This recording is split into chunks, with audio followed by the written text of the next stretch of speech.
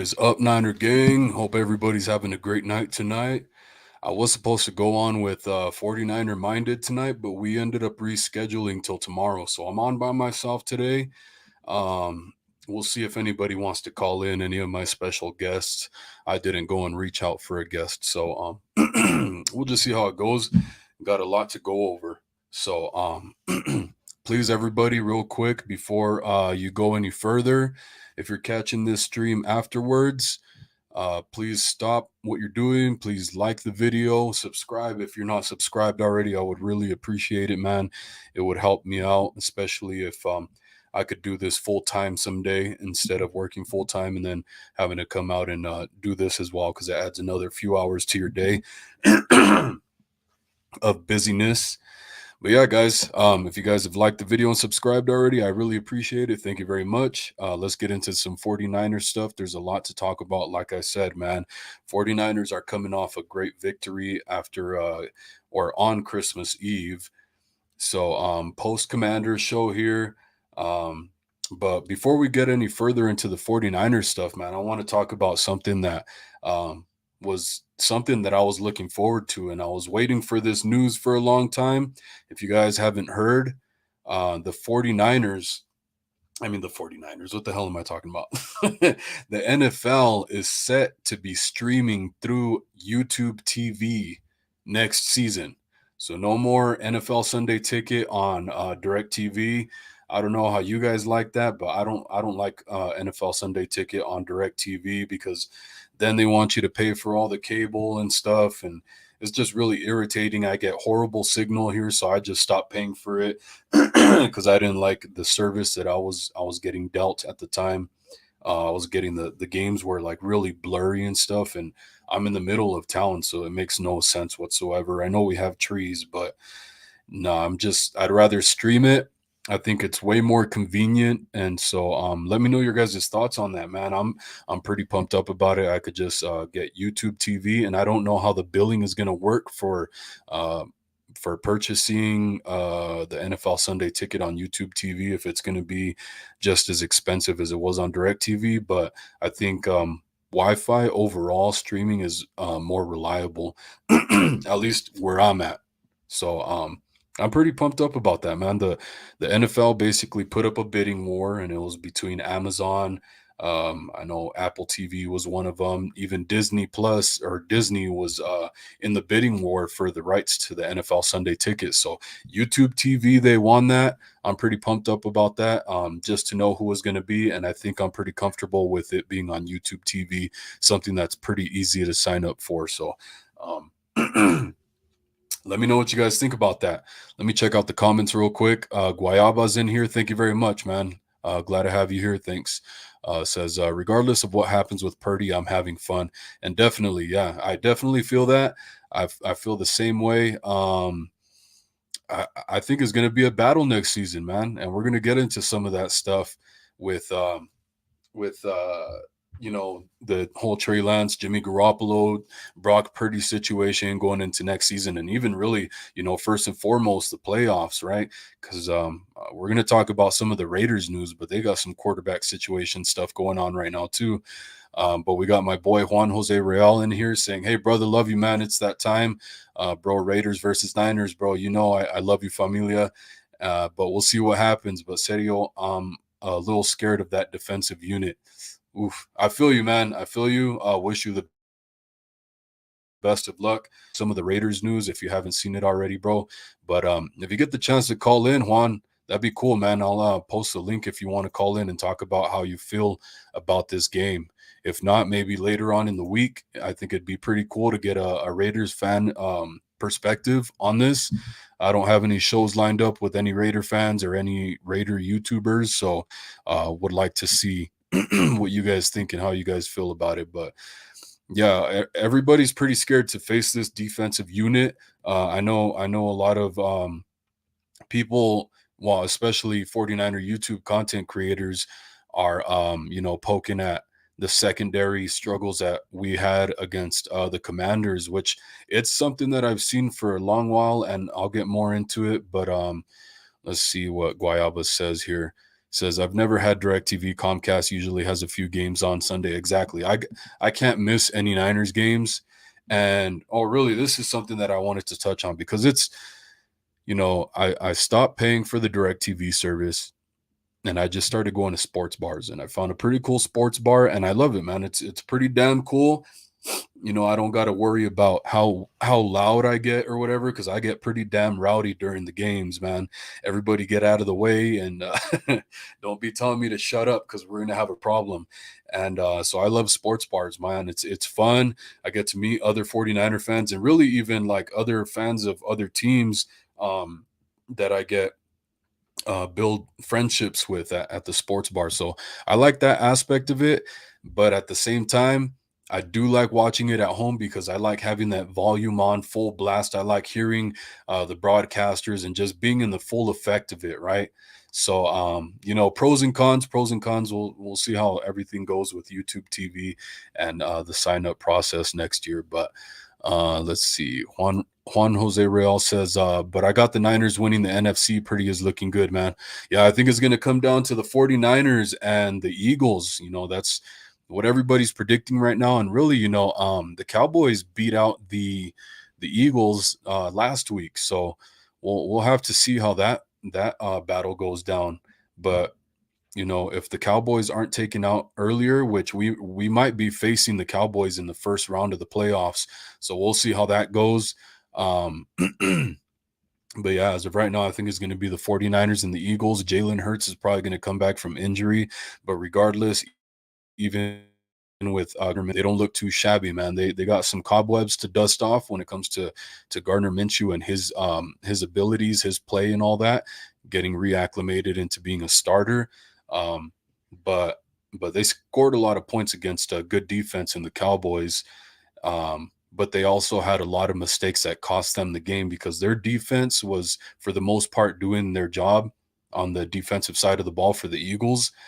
But the offense of the Eagles kept turning it over and giving the Cowboys really good field position and turnovers, possession. So they got to figure that out if they want to stand a chance. And then, Jalen Hurts, I'm sure he's probably going to be back this week already. I haven't heard any news on that, but most likely if we face the Eagles in the NFC Championship. But 1 week at a time, man. We got to get through that first round of the playoffs first and foremost. 1 week season. We're 0-0 every week, man. So that's the 49ers' mentality, at least, Fred Warner. So, and that's my mentality as well. Let's take it 1 week at a time, knock these out. Let's see. Guayaba says Raiders are going to bench anyone potentially in a contract year. I find it hilarious. Yeah, we're going to get into that a little bit later when we start talking diving deeper into the Raiders. I'm going to go more into the 49ers and just stuff we've seen this last week in the Christmas Eve game and some of the news since on the 49ers. And then I'm going to transition later on, probably towards the end of the video, into the Raiders stuff. But let's see, especially that Samoan guy, number 25 is badass. Oh yeah, Hafunga's dope, man. And we're gonna talk about him too, man, because he's making some mistakes, with the film study and stuff like that. Other teams are kind of finding his weaknesses and attacking especially his aggressiveness. He likes to play down on the ball aggressively and forgets that he's a safety sometimes, so that he has to play over the top and make sure that he's not giving up big plays. It's really good to make plays and to shut plays down, but don't be giving up the big ones as well, right? Because then that's going to cancel out, and it makes for not so great games defensively. Brandon Ferrigno in here. Hey, what's up, bro? Hope you're doing good. He says, "What up, brother? What's up, man? Hope you're doing good." He says, but I have YouTube TV also, have Red Zone on it, so it's cool, man. Can't wait for the ticket next season. Yeah, and there's a lot of cool features. You guys go check out on YouTube at some point. Go check out what the experience of watching football and the NFL through YouTube TV, because it has a lot of really cool features. Like you can pull up the stats and it's transparent, so you could see it. I don't know exactly how to describe it because I've only seen it like once or twice and it was a while back, but it's really cool. You see all the stats if you want to pull them up during the game. It's really cool, and the game will play in the background. You can see through that transparent screen of the stats and stuff like that. So yeah, man, I'm pretty pumped up about that. Glad I'm not gonna have to deal with DirecTV and their horrible signal that they have going on in my area. So that's cool, man. But I have a poll question in there for you guys for Brock Purdy. You know, whether he's going to come back down to earth. He's doing really good, man. I love what I'm seeing from him. He's opening up the offense, dude. You know, I was really worried when he was showing out in preseason. He was looking really good, man, and I was getting my hopes up. But I was like, you know what? That's not against NFL starters, so we're gonna have to wait and see how that's gonna play out, right? When he's actually playing against NFL starters defensively. And so he was put in at towards the end of the game to close it out against the Chiefs when we were getting our asses whooped.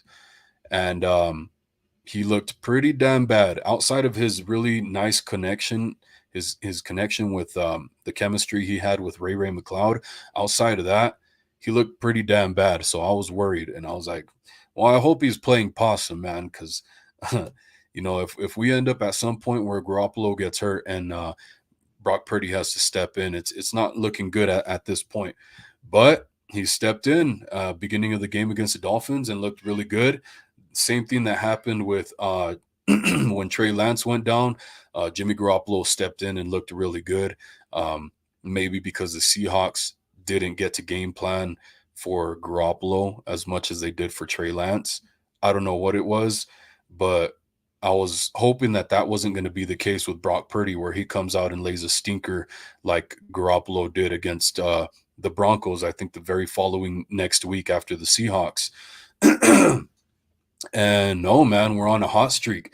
8 games in a row so far. And really, I think that Chiefs game, because I did hear some people talking about it that actually, you know what, it was Lowell Cone and Grant Cone.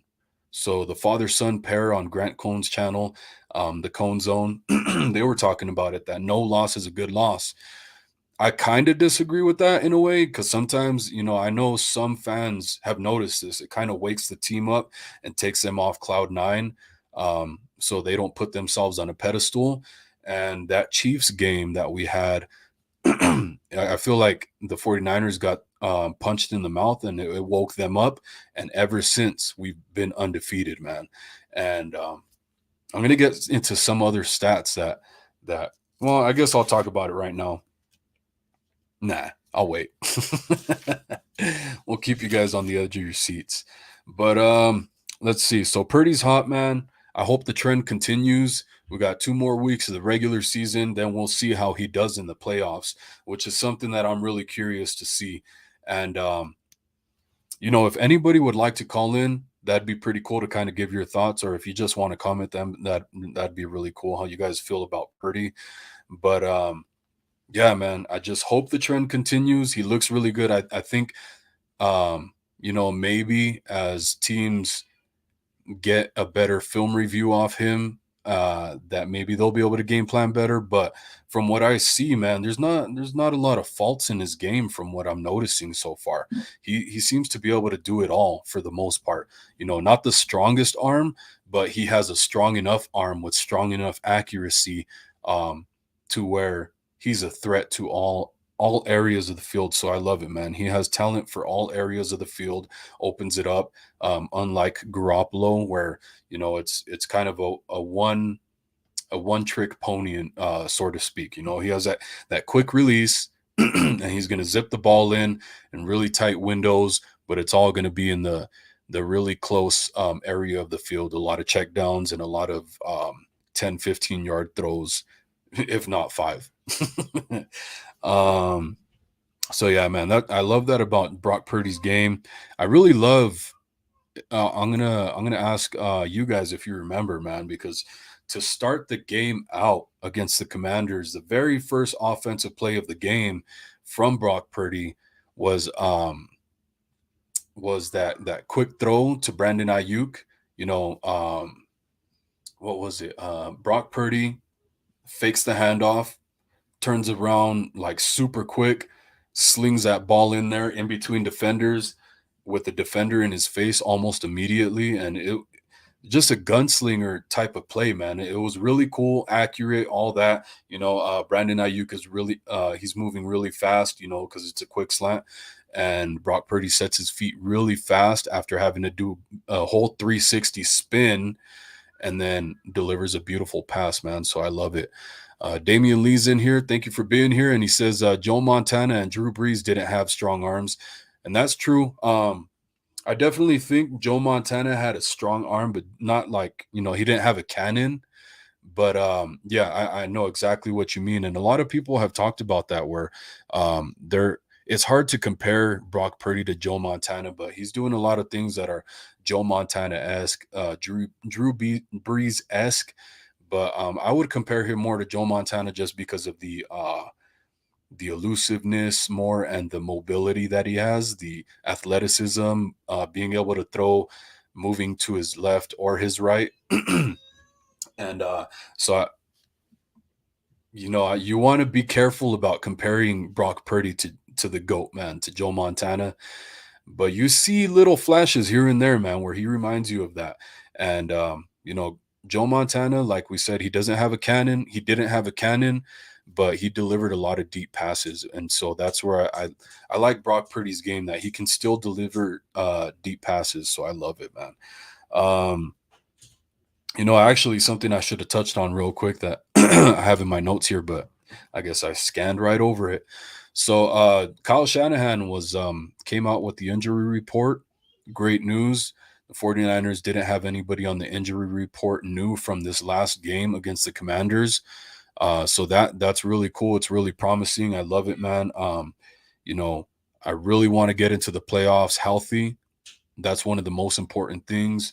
49ers firing on all cylinders, having all their players and stuff like that.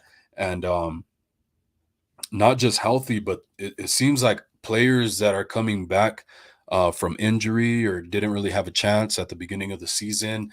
Jordan Willis, for example, guys like him, even Eric Armstead, as soon as he gets back, he's making a difference. Same thing with Jordan Willis. And you guys, let me get your thoughts on it. But yeah, man, getting into the playoffs healthy and then key players doing really great with also, second string players, third string players that have been on IR. If they can step up and make a difference like these guys have been doing, this could be a pretty dangerous recipe for anybody that we're facing in the playoffs, man. Not to get too ahead of ourselves, but like I said, no injuries and really more promising news on like Debo, Elijah Mitchell, Garoppolo. Garoppolo got that boot off his foot. If you guys didn't hear about that, so he doesn't have that cast boot on his foot anymore. When he's slated to come back, I don't know yet. There's no updates on that yet. Elijah Mitchell could be start practicing this week, and as well as Debo Samuel. So that's all really promising, man. If we could get all those guys back soon. Not that I want Garoppolo as the starter. I just want him as insurance in case anything, knock on wood, in case anything were to happen to Brock Purdy. Okay, let me check this comment real quick. Purdy is just smart with the ball and more athletic. Yeah, man, exactly. And that's why if Garoppolo were to come back, he I just want him as insurance. He's a backup at this point. I think he's gotten beat out, in my opinion. You're not supposed to lose your job to injury, but at this point, I think regardless, Brock Purdy has opened the offense up more to all areas of the field, and his athleticism, his athleticism, like you just said, and how smart he is with the ball. Really, his only interception this last week was Juwan Jennings' fault, because Juwan Jennings, he's as a wide receiver, he's not supposed to tip passes up like that. So that was his fault. It was really actually a really good pass. But yeah, man, Purdy's awesome. I love what I see out of him, and that he wasn't just a show in the preseason. He's actually who I thought he could be. So that's pretty badass. Guayaba said, Didn't Grant say that Jimmy said he will refuse to play the rest of the season due to him trying to get a new contract?" Grant probably did say it. Not that I remember. I haven't specifically heard him say it, but I have heard multiple people say it, and I understand the logic.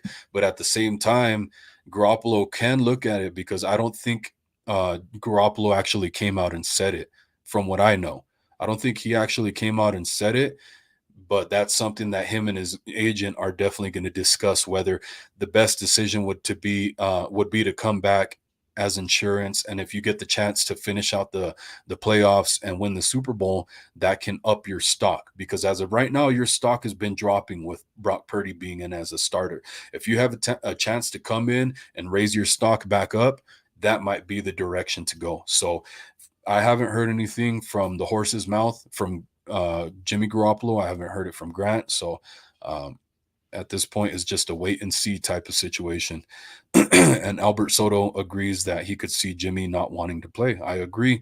I could see it go either way. It's just going to be, I don't know what's going on in the boardroom and the discussion between Garoppolo and his agent. So I'm curious to see how that pans out. But thanks for bringing that up, because that's a really good point that I almost forgot to bring up. And I wanted to talk about this real quick because CMC, he's stayed healthy. And all right, I'll go to this stat real quick. So the 49ers, since acquiring CMC, are 8-1. That's really damn good, right? Um, maybe it's not all on him. How big of a factor is he playing? When it comes to the run game, I think he's not the greatest factor, but just his overall ability to be a weapon in the 49ers' offense and be a threat that defenders have to play honestly. It's great. So, opposing defenses have to keep an eye on him at all times. So I think it helps open things up for the rest of the players. But like I said, man, the 49ers, since acquiring CMC, are 8-1. Um, um 49er opponents after facing the 49ers this season are 0-13. 0-13. So, like the Panthers, for example, as soon as we whoop their ass, they go and fire their head coach. We face the Dolphins, and now what? I think they're 0-4 since facing the 49ers. And so we're causing havoc. I forget which other team it was, man, but after facing the 49ers, opponents are 0-13. That's pretty damn scary for other teams, man. The 49ers are a curse to the NFL, so I love it. But anyways, back to CMC. The reason I brought down the 8-1 record, he's continued to stay healthy. Love to see it, because that was a big question coming into whether it was a good idea to trade for him and give up the draft capital that we did. So I think being that Brock Purdy is the starter now, I like it. Another reason I like it is because Jimmy Garoppolo, when he's in there, if you guys haven't noticed, he's super heavily reliant on the check down to CMC. And Brock Purdy, not so much, man. So I think it bodes well for CMC's health. So that's another thing. If we can continue to keep him healthy, keep him fresh, even with JP Mason stepping up and being the closer, Elijah Mitchell should be back soon. TDP, when he's in there, he shows flashes of good things as well. So I think I really like it. That's another reason why Garoppolo should not be the starter. If we had to find more reasons, there's another one for you guys. Let me see. Bobby Mira in here. Thanks for being here. And he says, Purdy does things better like scramble and throw on the run. Jimmy has a better at quick passes. Mostly evens out, but the fact BP is more mobile, it opens up more plays, which makes it harder to defend. Yeah, exactly. 100%. And Garoppolo, when you watch them side by side, when they're scrambling around the pocket, scrambling out of the pocket, stuff like that, Garoppolo, as opposed to Purdy, looks like he has lead feet. So Garoppolo looks like he has lead feet. Purdy has a really good pep in his step, man. He's really quick, really agile. I love it. He could throw on the run beautifully. Garoppolo was taking some of that stuff out of the bag with throwing on the run really nicely, but it's not as consistent, I think. And I don't know why he waited so long to start implementing that aspect of his game. Um, but yeah, I completely agree, man. David McNiner's in here. What's up, bro? Hope you're doing good, man. And if I can, I would like to get you as my co-host. I didn't get a chance because like I was saying earlier, guys, I was supposed to go on with 49er Minded, that channel over there, Bashar, and he had to reschedule. You know, there's no animosity, whatever. He just had to reschedule. He had a family thing going on, so it's cool. I came on by myself. I didn't have a chance to get a co-host, so David, if I could get you in there in here as a co-host, that'd be really awesome. Let me know, bro. But if anybody else would like to call in the meantime as well, you're more than open. I'm more than open for that. So just throwing it out there. Albert Soto says, question, bro, what is the weakest part in the team? That's a really good question. I think the weakest part of the team. Mm, if we're going off one player, there's definitely somebody I could probably pick out and pick on. But if we're going as a unit, um, that's tough. Because I think at this point, the biggest, what's the word for it? The biggest liabilities are probably the O line and the secondary, right? Hafunga, he's getting baited into being aggressive when he doesn't need to be. He needs to take care of the plays over the top. But the O line, they've done really well with the pieces that we've had, that we've utilized to fill in. So I'm not picking on them, like I'm not going to bash them, but we can be better in that aspect of the game. So I worry about it, but I mean, it definitely helps when you got quarterbacks like these guys where Trey Lance, if you have him in the game, he's mobile. So he'll help out the O line in that aspect. Garoppolo has the quick release. So, when the pocket is closing in on him or defender in his face, he can get rid of it really quick. Brock Purdy, he has a decent release. He has a pretty good quick release himself, but he's mobile. So he's almost like a baby of Garoppolo and Trey Lance, but he has quicker feet than Lance, I would say. So I think having Brock Purdy really helps the O line to where they're not as much of a liability, but I still think they are, especially, that certain guy on the right side, Mr. Number 69. But yeah, man, him and his I talked about it in the last video, him and his consistent rookie mistakes.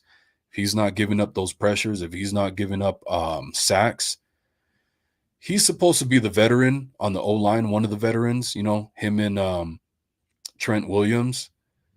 And you got these rookies on the line, first year starters like Burford and what's his name? Why am I forgetting his name right now? Aaron Banks. So Burford and Aaron Banks, first year starters, and you got McGlinchey over there with his consistent false starts in the red zone, man. You're supposed to be the veteran setting the example, showing these guys how to have their head in the game and out of their ass. But you're the guy with the head in your ass, not in the game. So we're going to have to see how the whole situation pans out. With the good thing is that the 49ers should be getting a third round compensatory pick for Garoppolo once he takes off in free agency and goes to another team, which it should happen. That better be the road that's going to happen. The 49ers, they tend to surprise us, but I don't think there's any way out of it this time. I think Garoppolo's going somewhere else, and we're going to get that third round compensatory pick. Hopefully we use one on an O-line, at least one on an offensive lineman.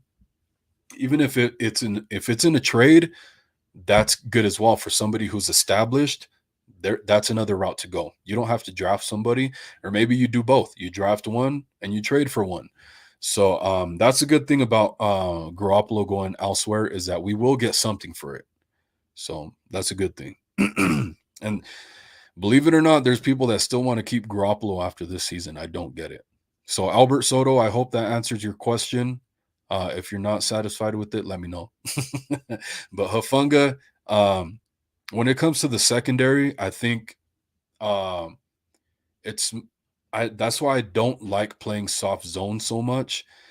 I think it's good because you do have to make other teams march down the field, but at the same time, the 49ers have gotten beat deep a lot this season. A lot of times it goes our way by just an inch or so, right? Like for example, against the Chargers, Justin Herbert throws a deep pass to his tight end, wide open, um, goes right off his fingertips. There's been a lot of throws like that, even against the Dolphins.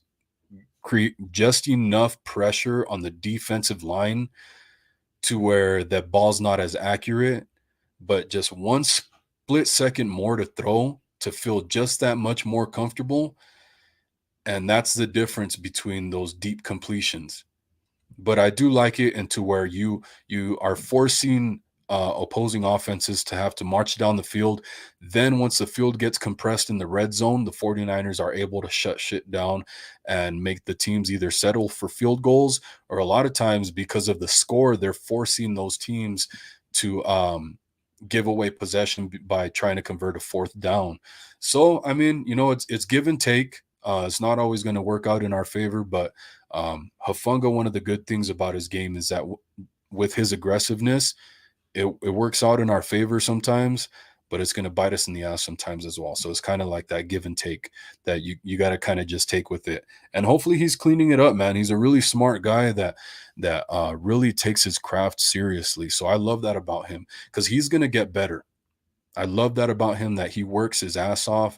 He talks about it like he's a. I was actually watching a video that I don't know who actually made the video, but it's Hafunga talking about himself and how he sits there, he weight lifts, all that stuff, and then he'll just sit there and draw up defensive plays. So he's a defensive coordinator for the 49ers as well. He kind of just goes through his imagination and different scenarios in his head, and that's something you want to you want from a player because it's like boxing where a fighter you're consistently shadow boxing and punching the bag like as if there's an opponent right in front of you. You're not just punching something that's in front of you, you're visualizing what's happening, and so you're slipping and doing this and that. So if you see this, then you do this, right? And Hafunga looks like he has aspirations and wanting to take a page out of D'Amico Ryan's book someday, where he looks like he wants to be a defensive coordinator and maybe a head coach one day himself. And yeah, he's focusing on his craft right now, but he's looking down the road as well. So he's a liability right now a little bit, but he's going to continue to get better. Carlsman says the back end. I agree, and it's like for me with the secondary, I don't think it's the lack of athleticism, lack of smarts and stuff like that. They're just playing too soft, and those are the defensive calls. And actually, I'll bring that up right now because Grant Cohn, I know, asked D'Amico Ryans this very smart question, because I've been asking about this too. I said in this game and really more games this season, I know the 49ers aren't as versatile as they would be if Emmanuel Mosley was in, but he's out for the year, so they got to kind of make do with what they have. And so that's why you see so much more zone coverage, right? Soft zone was because when Mosley was in there, we were more confident to play press man. He was better at it than Diamador Lenore. And then really even Ambry Thomas is out right now from the last injury report that I saw. I think he had a hamstring slight pull or something like that. But anyways, so I've been wanting to see more press man so that the 49ers consistently they're rushing four for the most part, right? And that is so it's a little harder to get to the quarterback, but because our D line is so good, we typically still do. But if you were to play press man and force those receivers to take another second or two to get off the line, that creates more pressure on the quarterback. So I would like to see that more often. And like I said, Grant Cohn asked D'Amico Ryans a question. And I forget how he worded it. He said something about, do you feel that you should play more quarterback spy cover one, because you guys tend to have a weakness in letting quarterbacks get out of the pocket and on third and long and converting third and longs with their feet. But the same thing comes with the soft zone coverage that they're playing, where they're just allowing receivers to sit in coverage and make catches for converting third and 12s, third and 14s. Like, it's ridiculous. You're going to tell me when the receivers have to make it past 14 yards that if you play press, you wouldn't give your D line enough time to get to the quarterback, or instead of a spy, you rush an extra defender to create more pressure. I don't understand it, but D'Amico Ryan's, the way he says it, his answer was, and I like that he answered it honestly, but I disagree with his standpoint on it. And what he said basically was, yes, we kind of take every situation differently. And I'll kind of attack that right now, which is, I think that's wrong, because it seems like every single third and long was the same thing: soft coverage, soft zone coverage. So right there off the bat, that's kind of untrue. And then he says, we kind of just got to go with the situation. We got to call the play for what we feel best suits that scenario. But regardless of what we call, somebody has to make a play. I mean, yes, sure, somebody needs to make a play, but I mean, you're in charge of calling the plays, so put your players in the best position to have success at the same time. You know better than anybody their strengths and weaknesses. So I still think we need to play press man. I think Diamador Lenore is good enough to do that. Jimmy Ward is good enough to do that. I think it goes without saying that even Mooney Ward is good enough for that. So third and long, I don't think it's going to kill you to try it at least once per game to play press man, cover one or cover two, whatever you want to do. Bobby Mira says secondary, maybe. We definitely need to work on improving. Yes, I agree. I think we went pretty in detail in that one. So you guys let me know what you think. David McNiner says special teams return coverage ranked 31st in the NFL. Yeah, that's another one. Special teams overall has been performing really well, but it seems like at least once a game they allow like a 40 or 50-yard kickoff return. So yeah, they got to clean that up a little bit. But the one thing that seems pretty good, and I'll bring something up about the way the 49ers are running their field goal team. Opposing teams, special teams, are noticing what the 49ers are doing. They know what's going on, and so they're getting off the count perfectly to where they're almost blocking these field goals. So that's something that hopefully they're taking a look at as well. You guys, if you guys haven't noticed that, keep an eye on that. There's a lot of really close, almost blocked field goals on the 49ers. So keep an ay out for that. Hopefully that gets cleaned up and we don't notice it this week. But I have been noticing it the past few weeks. The cadence, that's the word I was looking for, is opposing teams are, they've kind of figured out the 49ers' field goal cadence, and so they're getting off the line immediately at perfect timing. So mix it up a little bit, 49ers, and make them second guess what they're doing. And especially if it's a longer field goal, get them off sides. Get that extra 5 yards. Bobby Muir says, I think the O-line has been pretty good in pass protection, but need to improve on run blocking. Yes and no. I would agree. They're decent on the pass protection.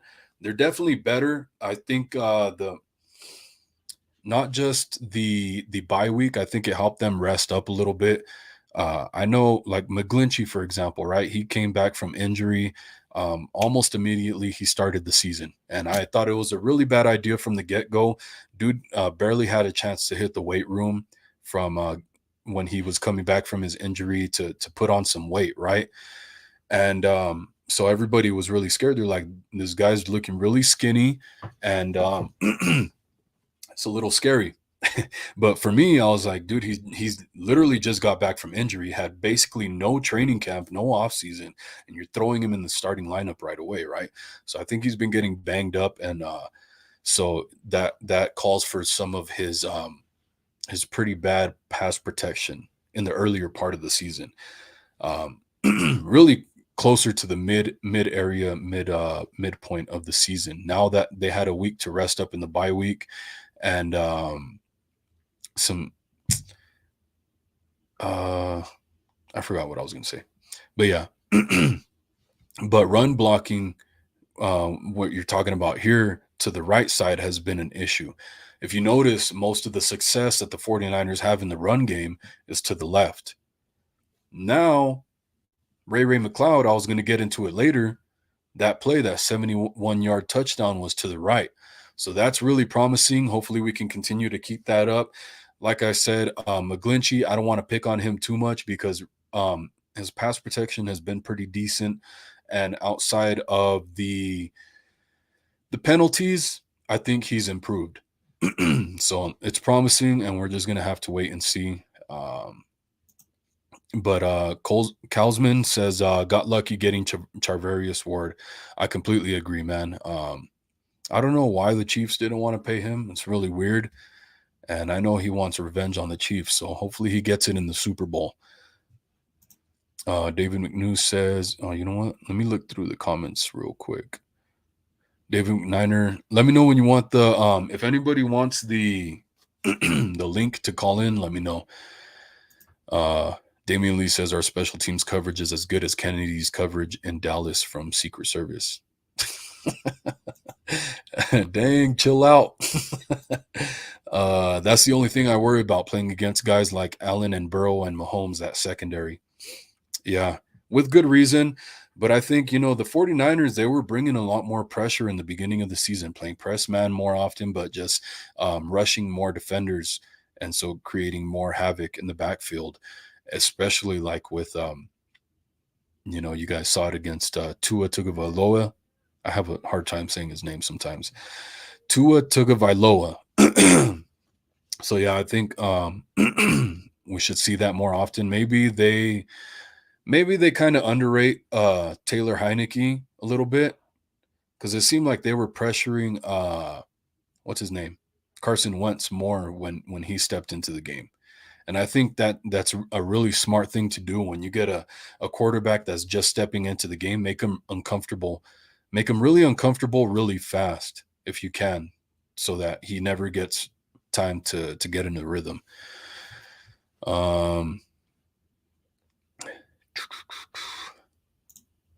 Albert Soto says it's funny how before we got Purdy as a starter, they were saying that quarterback was the weakest in the team, and I'm not trying to put down Jimmy, but I do agree with you. Yeah, I could see that. Trey Lance was a big question mark. I have a lot of confidence in what he can do if given the chance. I think Kyle Shanahan jumped the gun because Trey Lance was facing the best defense in the NFL in the off season, in training camp and all that stuff. So I think that kind of worried Shanahan. He didn't know what he had in the defense, maybe. And so he just jumped the gun and didn't give Trey Lance an honest opportunity to show what he's really got against other NFL defenses across the league. So I think at this point of the season, if Trey Lance were starting, man, I think we would have a really hot commodity on our hands, and people would be looking at it differently. But I understand the question mark. But for me, myself personally, I've seen his potential, and I'm really confident in what he could do. I think Brock Purdy, he's a little smaller. He has quicker feet. He's like a smaller version of Trey Lance, I think. Quicker feet, smaller arm. So him and Trey Lance should make for a badass tandem next year. But yeah, Garoppolo, I think it's pretty obvious he's been holding the offense back. Let's see. Bobby Mira says, yeah, the offense definitely helps the defense by scoring enough. Oh, yeah, I was going to bring this up. Enough points so other teams are forced to go into the end zone instead of 3-pointers. So that helps a bunch for sure. Exactly. 100%. One of my biggest things since the beginning of the season was this offense has to score points. We have to help the defense because there is no pressure on the opposing offense if they're not scoring, if our offense isn't scoring, which is a big problem when you have Garoppolo as a quarterback. We don't score enough points. Since Brock Purdy, I don't know the exact average now since after the Commanders game, but I think you guys have noticed since Brock Purdy stepped in, we've been averaging over 30 points per game, or at least at 30 points, right? I think um, what was the only one we didn't score 30 in was probably the Seahawks game that I can remember, right? So that bodes really well for our defense and the game overall, man. Because exactly like you're saying, you got to put the other team to score. They don't feel that if we're not scoring, man. So I love that part of what Purdy's bringing to our team as a whole, working in tandem. Me, good to have you. Says secondary versus deep threat receivers in postseason, and right tackle Mike McGlinchey and Micah Parsons if versus the Cowboys. Yeah, man.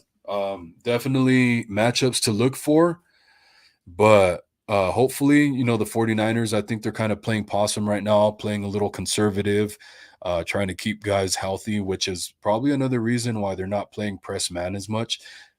I don't think they're taking these next couple teams so seriously. So maybe that's part of why they're playing so much soft coverage and not rushing, not blitzing as much as they were earlier in the season. So yeah, we'll have to keep an eye on those matchups, but we're gonna have to see how the 49ers game plan for the postseason as well. We got 49ers first takes, Aaron, which I will be doing a show with him on Friday. You guys keep an eye out for that, please. Yeah, I'm gonna do a show with Aaron on Friday. Believe 7 Pacific. I mean Mountain Time or 8 o'clock Mountain Time.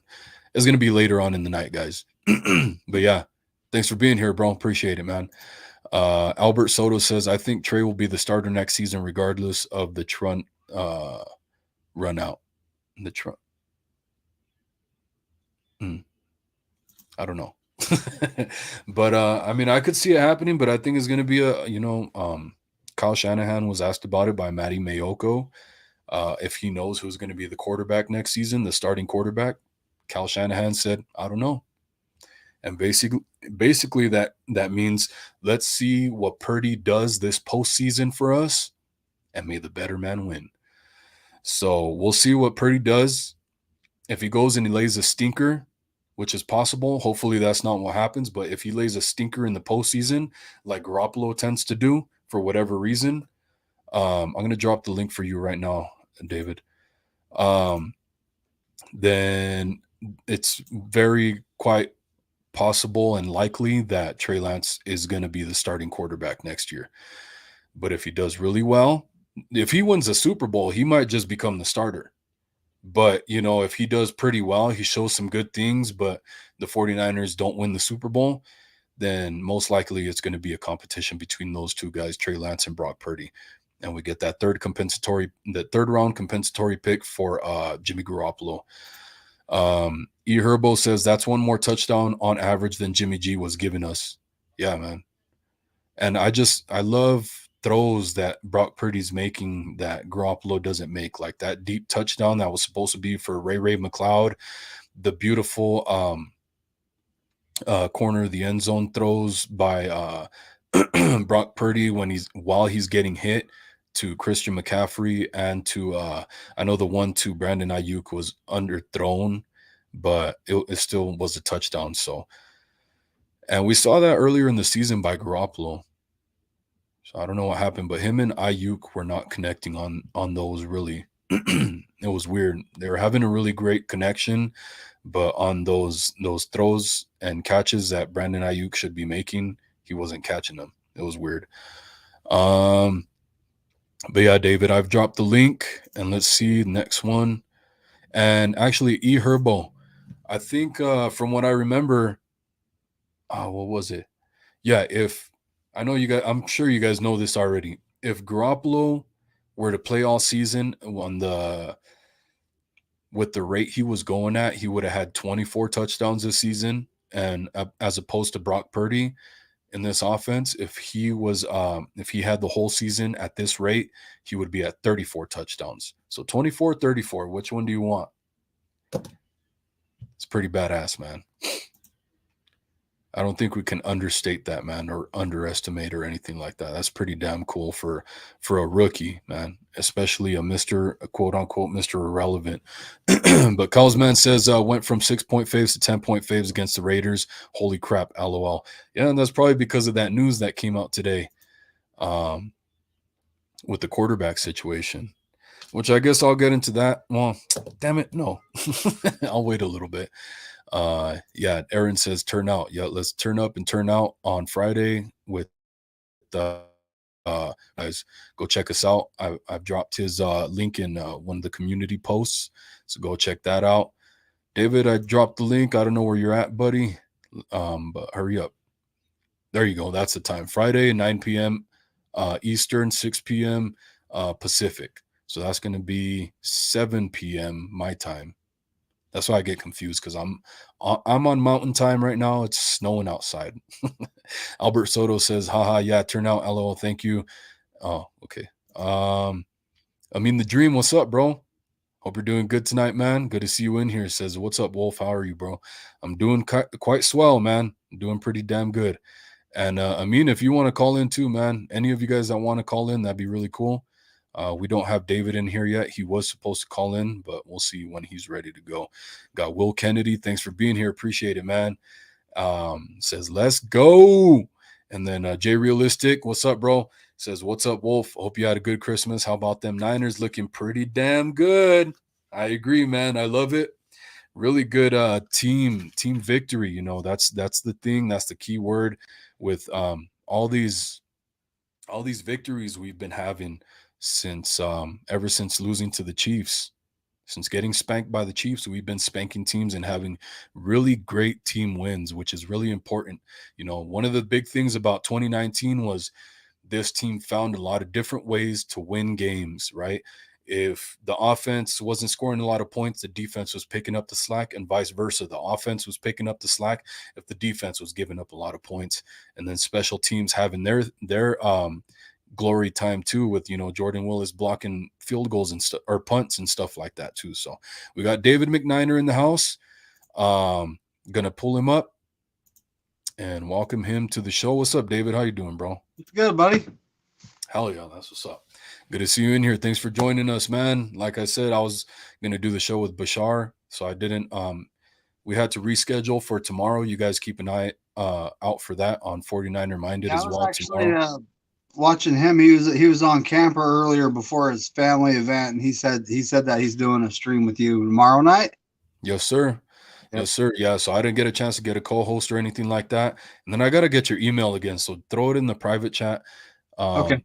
I guess my kids were in here in my office while I was away. And so they threw some of my stuff away. But Will Hey, at Kennedy least they're says, trying to clean.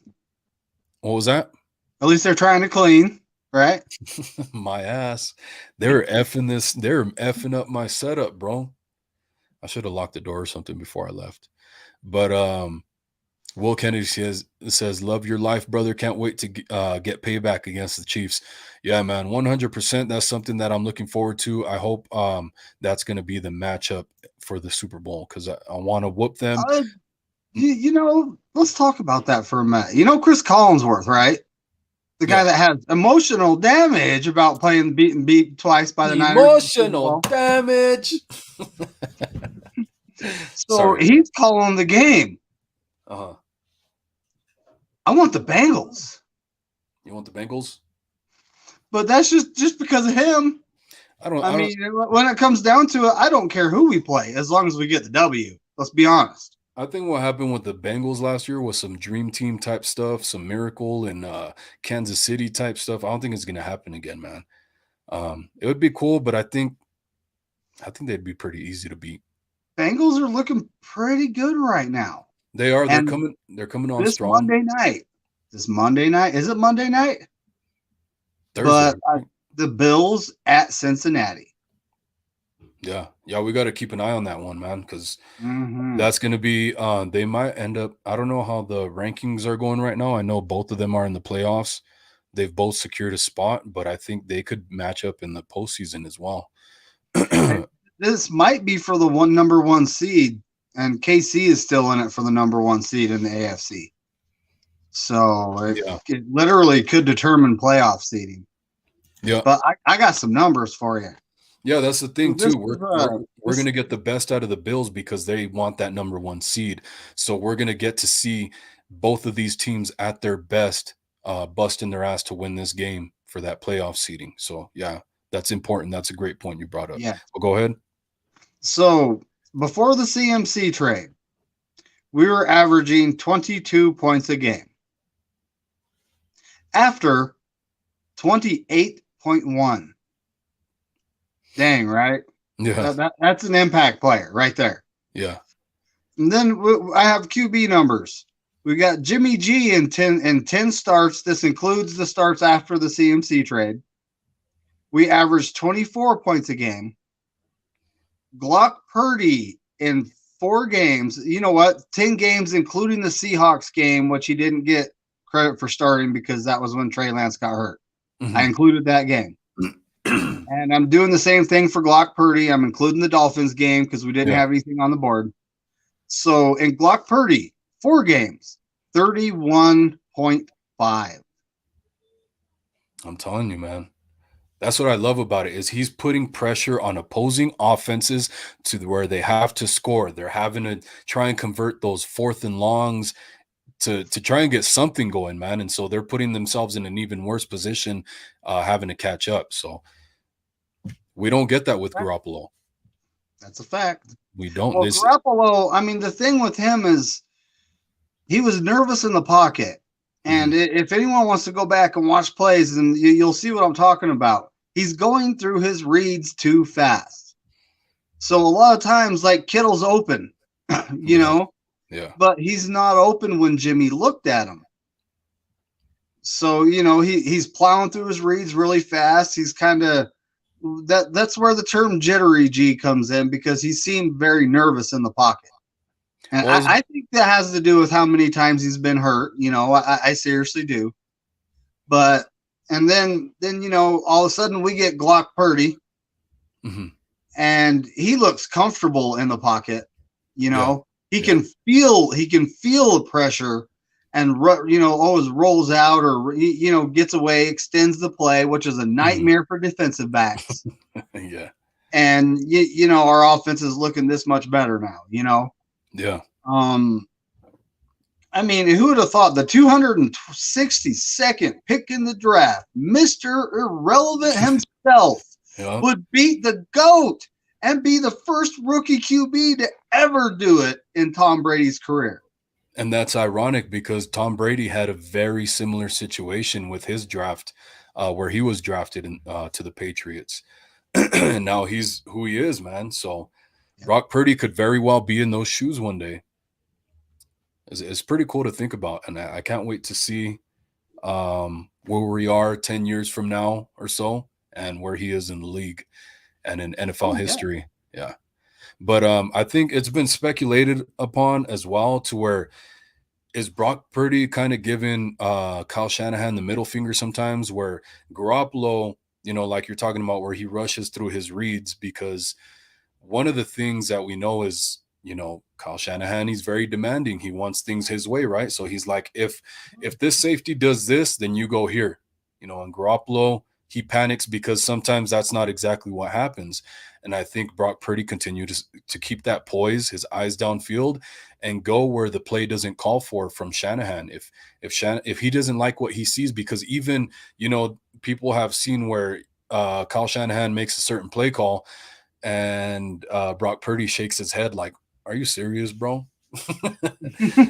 So it might help that Brock Purdy's not on the same page with Kyle Shanahan, and he disagrees with him sometimes. Because Yeah. who Well, else?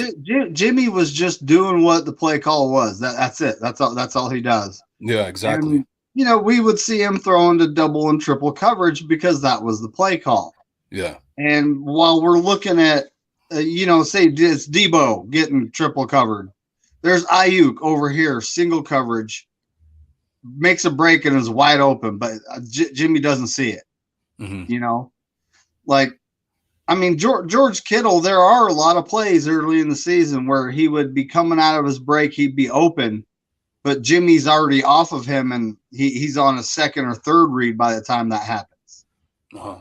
And Jimmy's good. I don't hate Jimmy. Don't get me wrong. He's not great.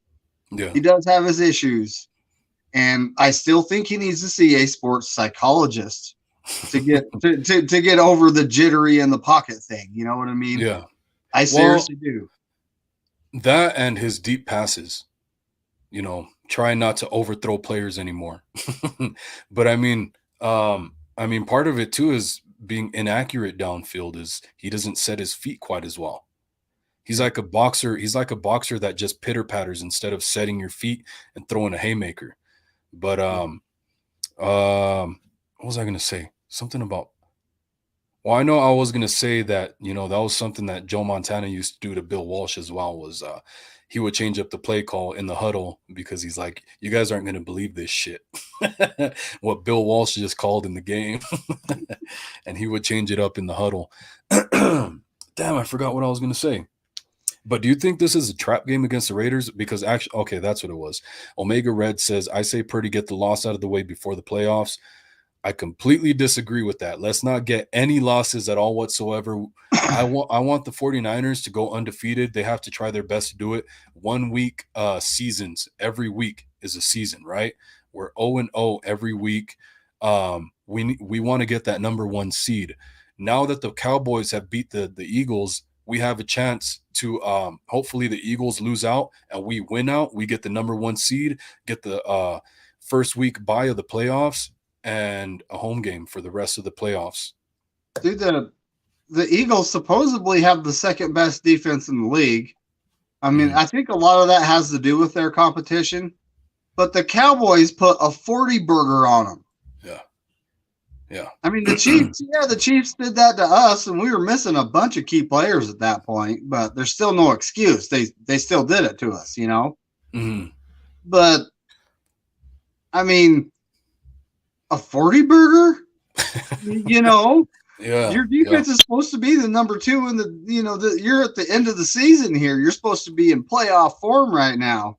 And the Eagles scored what, about 30 something on them as well, right? It was 34-40 was the end score. Yeah. And while the thing is too, like the Eagles' offense was fumbling and stuff like that on their own 30-yard line. So it's like there is that too, and it's a division game, so that's tough. We're gonna have to see what happens. Defense to hold them to a field goal though, and they couldn't do it. Yeah. So that bodes well for us, man. I think just like the Cowboys got a surprise last year in the playoffs against the 49ers, I think both of these teams in the playoffs are going to get surprised, both the Cowboys and the Eagles, because I don't think they're as calloused as they think they are. Hey, that was at Dallas too. That was so great. I mean, me being an old school 49er fan and, hating the Cowboys as much as I do, that was the best stuff ever. Yeah. So, but believe it or not, my ex is a Cowboys fan. Yeah, I never thought I would cheer so hard for the Cowboys. That shit was crazy. But like I said, it's because I want the 49ers. We have to do our best to win out the rest of the season and get that number 1 seed, because last year in the playoffs, we got that wild card spot, and I think it took a huge toll on the 49ers having to travel to Green Bay, having to travel to Dallas. Then, LA's right here at home, but, we went through all those really hard games, traveling and playing in the really harsh cold and stuff like that. And the 49ers didn't seem like the same team in the NFC Championship. So I feel like it took a huge toll on them. It would be nice to get home field advantage this year in the playoffs, which we should be getting regardless, but just in case. So, I mean, well, the first playoff game, where did we have to go? Green Bay, right? Wasn't that the first playoff game last year? Last year? No, last year it was Dallas. Cowboys, Green Bay. Yeah. Cowboys, Green Bay, yeah. Either way, either way, we're traveling, both games. And then we have to go to SoFi, which, kind of a home game, let's be honest here. Yeah. The crowd was mainly 49ers fans. SoFi is our home away from home, all right? Yeah. But still, all that traveling, all that time away from home takes toll. It takes a toll. And if we can at least get the number 2 seed, it will guarantee us 2 home games. We have to win, still one game at a time. But it'll guarantee us 2 home games. And if Philly wins, they get the first round bye and they'll have someone going there. Yeah. But if Philly wins, then we have to go all the way back east to Philly, which, I'm not scared to go into Philadelphia. I feel bad for our team because that stadium, I've heard, smells like Coochie. yeah, it smells like a boys' locker room, with beer Mm. spilt. So it's kind of, at least this is what I've heard from people that live in Philadelphia and are 49ers fans. Oh, So it's because it's the city of brotherly love. yeah, shout out to Dina Harvey. She's Smells like brotherly love. Oh no. But what do you think about this game against the Raiders this week, man? Do you think it's a trap game? I know there's big news today. 49ers are benching Carr, their starting quarterback, for Jarrett Stidham for the rest of the season. Do you What think? are they thinking? So Stidham, he's another Patriots backup quarterback. Jimmy G is probably the best Patriots backup quarterback behind Tom Brady all time. There have been quite a few that have been traded or signed elsewhere for big contracts. None of them have ever worked out. Jimmy G was the best, but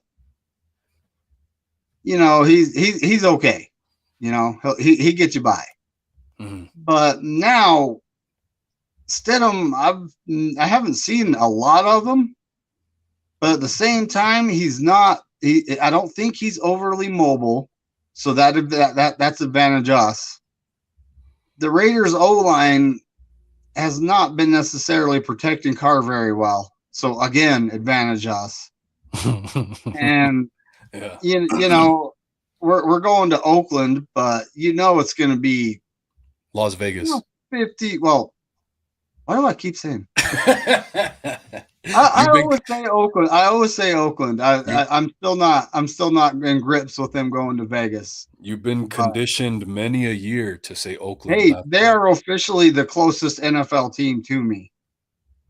Oh well, that's cool. But they Utah. still show the Denver Broncos games, no matter how trash they are, no matter how trash the game is. The Denver Broncos game is on, and my 49ers game is not. Yeah, that's a trip. Because it's It's supposed to so be. disappointing. It is so disappointing. I But saw I saw a girl today that I know, and she had a Raiders, Las Vegas Raiders sweater on. And sorry, Juan, Jose Real, if you're still in here, bro, I apologize. Still love you, bro. I talk shit on the Raiders. I'm sorry. But when I saw her wearing that sweater, I was like, what the hell is this? And she's all, oh, yeah, my family got it for me for Christmas. I was like, oh, they couldn't find a lump of coal, so they got you a Raiders sweater instead. that's good. Oh man, yeah, I told her sorry. I grew up in the Bay Area. That's a huge rivalry for us because she didn't look too pleased with what I said. Oh no, she got Wow. all serious. But so Stidham, man, I think this game is panning out to be a shit show again for the Raiders, man. Last time Nick Mullins stepped in at quarterback. We whooped their ass 34-3 with Nick Mullins in his first starting game as a third string quarterback. Now we're playing him again with another third string quarterback that is now the starter. Like I said, we beat him 34-3 last year. And Stidham, I do have the stats because you said I don't think any of us have really watched Stidham too much. He's played 8 games. He played 8 games in 2019 and 2020. So 8 games for the Patriots. He was 24 of 48, 50% completion percentage, 2 touchdowns, 4 interceptions for 270 yards. 8 of 13 when he played for the Raiders. So 8 of 13 for the Raiders for 72 yards. So I think no matter how you spin this with the Raiders offense, they're giving him a chance to show what he's got. But I think it bodes pretty damn well for the 49ers, man. And I think it's going to be another shit show that I'm going to enjoy because it's going to be on their behalf. Well, they do have, Devontae Adams, and, we have Moody Ward. Yeah. So I'm not necessarily terribly worried about him. They have Darren Waller, but we have Dre Greenlaw, Fred Warner, and Al-Shaair. I mean, it's like matchup wise, it's a nightmare for them. Yeah. Yep. And I don't think their defense is good enough to stop our offense with all the weapons we have. We've been putting up some points lately, minus the Sea Chickens game, and that was like Robbie Gould could have made the end very relaxing by hitting that field goal. But that's that from 40 out. From 40 out, I don't think he's as good as he is from 40 in. Yeah. But he's 40 years old himself and a free agent. I don't know if they're going to re-sign him, retire, but that's all for the offseason, Yeah. Right now, and we got the Raiders in front of us. And yeah, you see my hat? It's like silver and black kind of, but 49ers hat. But I mean, yeah, the Vegas is only like what, 5.5 hours if I drive the way I normally do. If I drive the speed limit, it's like 6.5. Are you planning on going? I kind of want to, but at the same time, it's like New Year's Eve. Yeah. And no, it's on New Year's Day. It's exactly. Well, I'd have to go down there probably New Year's Eve. Yeah, you have to go New Year's Eve, party your ass off, wake up hungover, and watch the game. Party my ass off, end up on the 6 o'clock news for doing something crazy. There you go. You have to watch it from a cell. Yeah. There's actually something going on in Vegas, like 49er content creators, Mariah, 49er Faithfully podcast, Mariah and TL. Those guys they like rented a bar, and I can't remember. It's like so much ahead to get in, but you can go meet them. And then, like another one, the Platform 246, Lawrence, he's also in Vegas. I think all those guys are going to be in the same place at the same time. Probably Chapman too. Yeah, that's what I was saying. I was like, man, these tickets are really damn expensive. It's less than 4 hours from me. So I really wanted to go. And I was like, if I can't get a ticket at the last second, if they drop in price, then what's the worst that's going to happen? I get to watch it at a cool ass sports bar or something in Vegas. So, but that's not going to happen. Not yet. Not for me. But yeah, let me know if you go, bro. Will Kennedy says Kittle is killing it for fantasy points right now, and it's about damn time. It's that's a guy that I think Garoppolo was holding back. You can only do so much with him. They're starting to hit him more in the seam route, which I've been calling for a long time. And I was actually just watching kind of a flashback of the game of the We Want Car game, the 49ers versus Eagles in 2010, when the whole stadium was booing Alex Smith, and then he comes back and leads multiple drives for touchdowns and almost comes back and beats the Eagles. And what you saw in that game was what I've been talking about for a long time, was Vernon Davis's seam routes. They kept hitting it nonstop, and they almost came back and won the game from a 24-10 deficit, I think it was. So that's one of Kittle's great weapons, is Kittle down the middle, Kittle on the seam route, even the drag route across the to the left side or the right side, whatever it is, the trail route. But yeah, man, this connection between him and Purdy is looking really good for him. He's got a pep in his step again, looking like Kittle of old. You got any thoughts on that? Well, so 6 catches, 120 yards. What do you have? 2 TDs? Yeah. I mean, Glock Purdy is going through his reads, and he's doing it in the perfect timing type of fashion, where the guy is actually he can see the guy's open. I fully expect Kittle to tear it up for the rest of the season and into the postseason because of Glock Purdy being a little more patient than Jimmy G, Yeah. and not necessarily waiting for him to come open, but looking at the read at the right time. And I mean, I still can't believe we're talking about a Mr. Irrelevant. I can't get off this. The last pick in the draft, Yeah. is our QB. It's like, And he's whooping ass. who saw And this coming?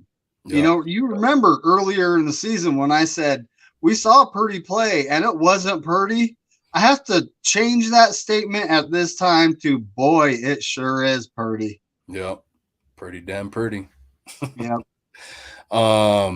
Pernamore, I completely agree with this comment. He says, I want Mahomes' head on a platter 100%. If it comes at the hands of another team, I'm not going to scream him out, but I would like it to be at the hands of the 49ers if I could do so, please. That would be nice, man. Whoop his ass, crack his ass. Man, that would be nice. The last game is cool. That was during the regular season. It pisses me off to lose to Mahomes again, but just after that Super Bowl, I still think there's that big conspiracy theory of what was it, Super Bowl gate, the 49ers and Chiefs. I think the NFL wanted to get the Chiefs relevant again, so it bodes for more money. But that's me with my tinfoil hat on. I don't know what really went on, but it really did look like that in that game, I think. And let's talk about the NFL and wanting to send out Hall of Famers with a Super Bowl ring, the 2012 Super Bowl. Oh, yeah. Ray Lewis. Ray Lewis, yep. And Yep. then, look, I'll rewind times to one we weren't involved with. The Steelers, Jerome Bettis' last year. He announced his retirement. They were not in playoff contention. All of a sudden, Yeah. they rattle off a bunch of games. And next thing you know, they're hosting the Lombardi. Oh, what a story. Come on, NFL. let the teams decide it. Don't be messing with things. It's weird because this is why I say it's killing the NFL. Like, it's killing dynasties, but the NFL, I understand what they're doing it for. Like the draft, the cap space, all that stuff is made so every team has more opportunity to be relevant. And so if every team, there's a different team every year that's winning the Super Bowl or being a contender, then it equals more money for the NFL because you're still getting more fans coming in. Because if you continue to have the same teams over and over again that are just complete stinkers and don't have a shot, then there's not going to be any fans for that team. So that's why they do stuff like that. I think that's what happened with the Chiefs in the Super Bowl. They were completely irrelevant. I know they had some playoff contention the years before with Alex Smith, but outside of that, they were completely irrelevant across the U.S. and really the world.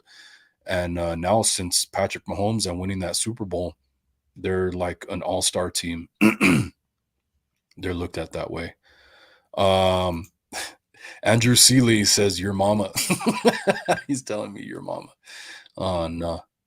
Let me see. Wait up. Have I ever showed you this thing? See the 49ers pull over? I'm going to show you how old it is. Not the whole thing. Oh, yeah. Starter? Man. Those days, man. I remember those days.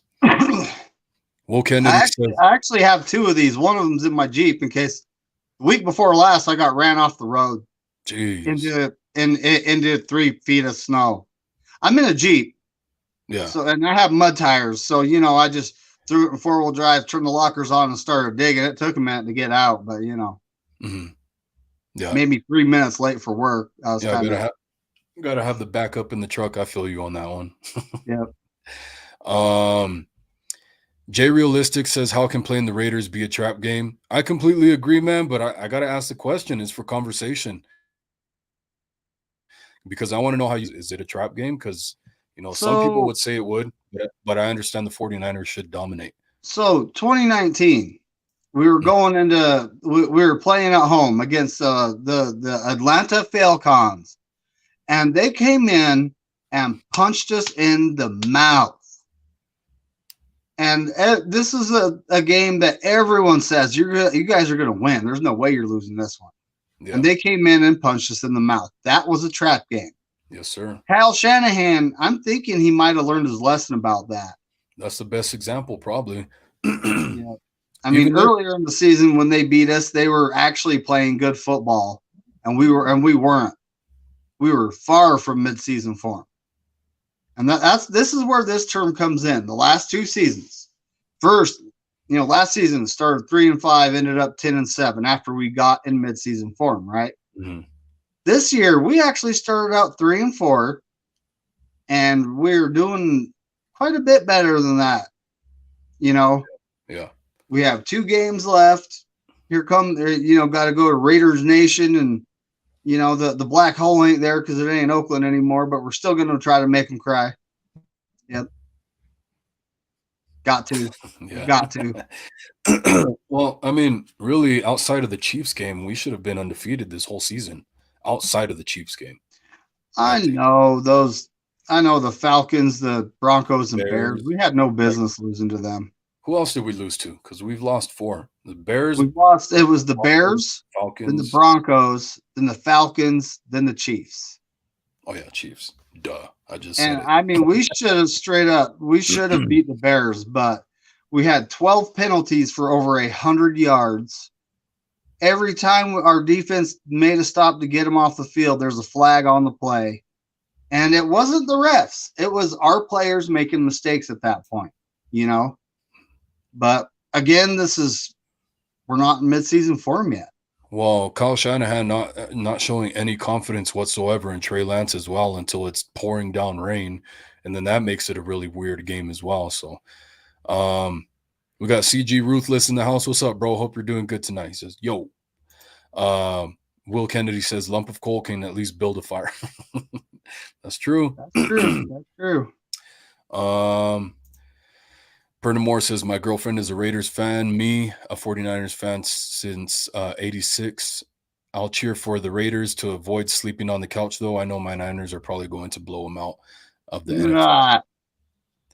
Hey, you don't say that.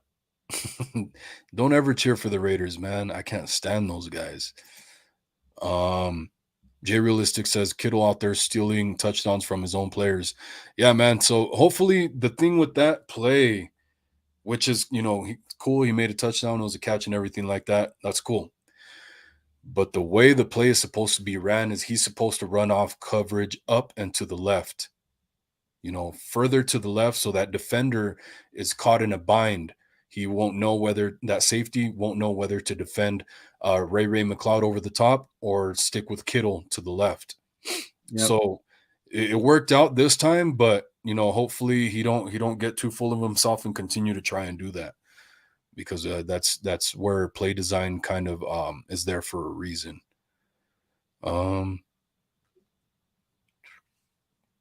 Pernamore agrees with the Super Bowl gate. Ray Lewis says, RA says Ray Lewis too, when he announced his retirement, the Ravens. Yeah, we talked about that. Let me see. I mean, JJ Watt announced his retirement, but guess what? His team has no chance. So I'm not worried about that right now. How do you feel? How does everybody feel? I want to know David's thoughts first, but how do you guys feel about resting starters? For me, as of right now, we still have a chance to win the number 1 seed. If the Eagles lose out and we win out, so there's no question. We have to play our starters against the Cardinals.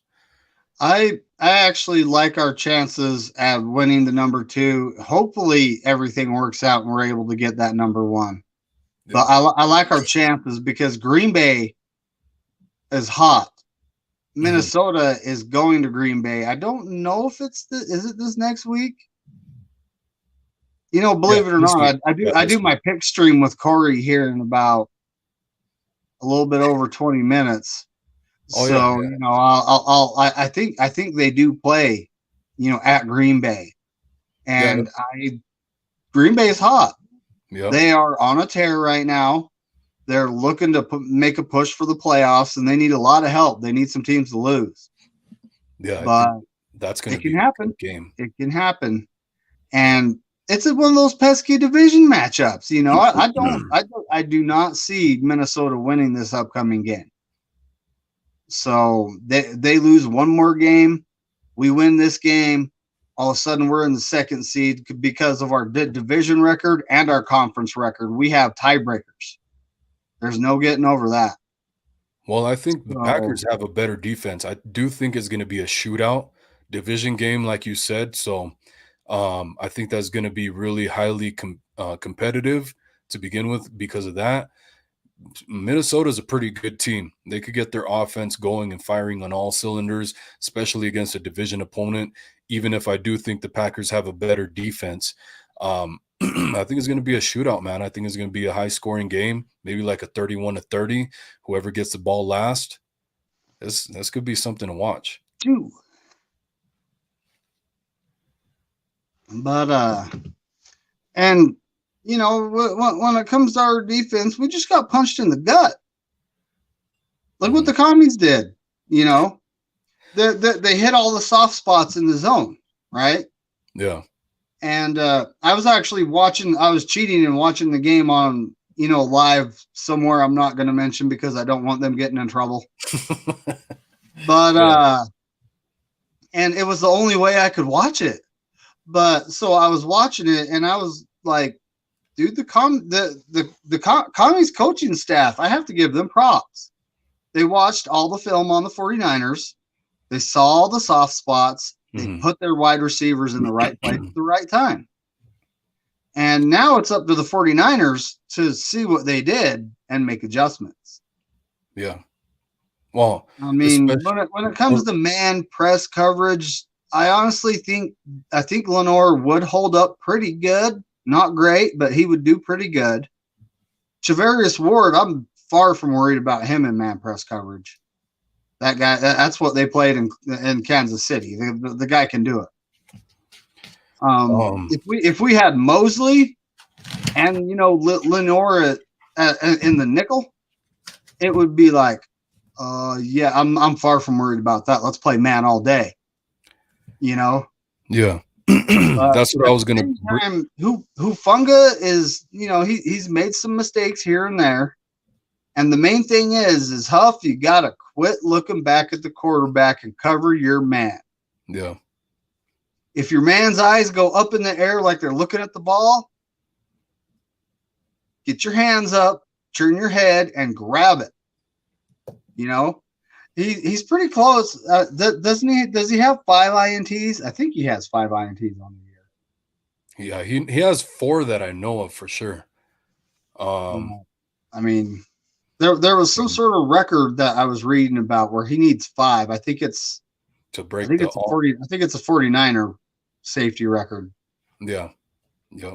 But I did see that too. He's got 2 games and he's going up against Stidham, and we still don't know for the Cardinals. It could be, Colt McCoy or Trace McSorley, I think is their third-string quarterback. I don't even know. But I mean, going to the soft coverage, man, because it's been happening all season, really.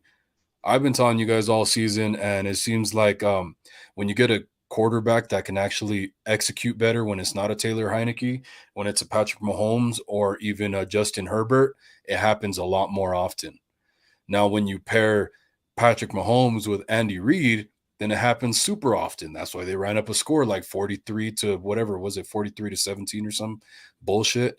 But I mean, to begin with, like in that game versus the Chiefs, Lenore had started the season in nickel, like you're saying, right? And so they had to get him acclimated to playing outside and learn his assignments out there. So I understand that was tough, and they've gotten better since. But I mean, this soft coverage thing where receivers sit in the soft zone, it's been happening all season. This was just one of the games where it happened more often. And that's the toll we're seeing from Mosley going down, man. It's D'Amico Ryans doesn't feel as confident in calling the man press or even just man. Yep. But Let me see. Let me check this comment real quick. Freddie Jr. says Brock Purdy going to Arizona Super Bowl to shine in homecoming where he won Player of the Year in high school. Yeah, man, that makes for a hell of a story. So hopefully that's one of those conspiracies that the NFL wants to buy into, where it's like, hey, he's coming home. Let's have him win the Super Bowl, and it's going to be a movie someday, and this and that. We're going to get all this money from Paramount or whatever the hell. But yeah, Brock Purdy, born or he was raised in Arizona, right? I don't know if he was born here, but he's from Arizona. So we'll see how that goes. 1 week at a time. We got to get there first. Freddie Yeah. Jr. also says looking forward to seeing Kalia Davis this year. DJ Jones resemblance, but with speed. Yeah, I think Kruger was that was one of his comparisons was Kalia Davis is very similar to DJ Jones type build, and so he can't wait to see what he's got. He can't wait to see him on the field. So yeah, that's something I've been looking for as well. Of course, Jordan Willis looked really good in this last game, coming back from injury from IR, and so even Javon Kinlaw, I hope he can stay healthy. He played 15 snaps in this last game. But it's a good start. Some people want to take it slower. Some people want to see more from him, but I like taking it slow and giving him a chance to work his way back in. You got any thoughts on that? When it comes to Debo, I don't want to see him this next game. Sit Yeah. him. Let him heal up. Let him heal up a little bit more. And then play him some limited snaps against slaps. Well, yeah, that's what he does. He slaps defensive backs. Yep. But play Debo. him limited snaps versus the Red Chickens. Mm. I mean, get his feet wet, get him back kind of in the flow. Mm. But we got to save that man for the playoffs. Yeah. I mean, right now we just put up 37 points without him. So sit the man, let him heal. Unless he is 100% healed, ready to go, you ain't worried about it. Then put him out there for a few snaps. Don't kill the guy. Look at what Ray just did. A 71-yard run for a touchdown. Yeah. And that was a play I didn't even see. So I'm not sure if it was a jet sweep or just an end around. But either way, yeah, 70, dude. Let Ray keep doing what Ray's doing.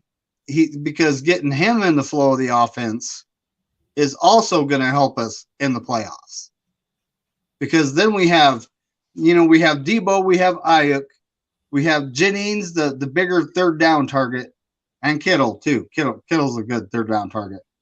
Now we're going to be mixing in Ray, and then we'll still have Christian McCaffrey.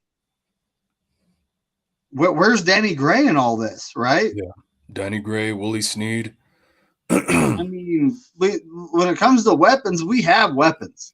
Mm-hmm. So I don't see a point in playing Debo this next game unless he is 100%. Hey, what would be pretty cool would be a reverse sweep with Ray and Danny Gray. Get Ray getting the ball and going one way, Danny Gray pulling it the other and taking off. Oh, man. That'd be pretty badass. I would love to see Kyle utilize Danny Gray's speed in some way or form. Yeah. It's like maybe he's got too many toys to play with and he doesn't know what to do. Yeah. There was when Josh Johnson came in the game, who was it against? The Dolphins or the Buccaneers? I think it was the Buccaneers. When we played the Buccaneers to close out the game, Josh Johnson came in. Danny Gray was at wide receiver, and he caught a quick slant. And that was something that they said where they didn't think that he can execute routes like that in his game, that he was kind of just a one-trick pony. And so, get his feet wet against the Raiders. Perfect timing these last two games of the season before the postseason comes around, and see what he can do in an actual game. But the question that is up on the screen, like, man, that Will Kennedy, that is a tough one. I think I have an answer for it. But go ahead. I mean, it's all about Kyle, faith and trust. And when Trey Lance, he can sling the ball, but I really don't know. I mean, what I would put it all on Kyle and his faith and trust. Mhm. And why does he trust Brock Purdy more than he trusts Trey Lance? Is a very good question. Well, Purdy is almost he could almost be a finished product. So what we see could be what we get from Brock Purdy already. And we're pretty close to it. He could be at like 85% of what he's going to be in the NFL. He still has time to develop. He's still very young, but he could be very close to reaching his threshold.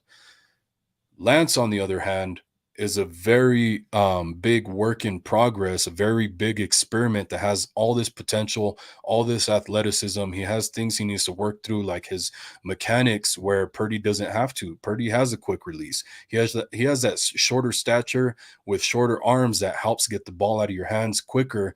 Where Trey Lance has that big windup, like Colin Kaepernick. So it's Yeah. just stuff like that, little things like that, where Brock Purdy got a lot of experience playing in college, whereas Trey Lance didn't. And like I said, Brock Purdy's already kind of acclimated to being a really professional style quarterback, kind of like they talked about with Mac Jones, which is why some people wanted Mac Jones. But um, Jay Realistic says, "Yeah, Kittle, don't ever do that again. Unless it's on a Hail Mary, don't ever do that again." We got Freddie Jr. says, "Do not rest the starters. Stay hot." I agree with that to a standpoint, and I know Brian, because I'm going to bring up Brian's comment right here too as well, because he's joined the show. Um, he's one of the guys that pushes for not resting the starters, which I do understand staying hot, man, but I don't want to risk injury. Cardinals are a division opponent. I think they're going to play us tough. JJ Watt could be his last game ever in the NFL. So they might be trying to put on a really good game for JJ Watt and really trying to take the 49ers' heads off, especially if they have a grudge from that Mexico City game and just overall from the division. So I don't know, man.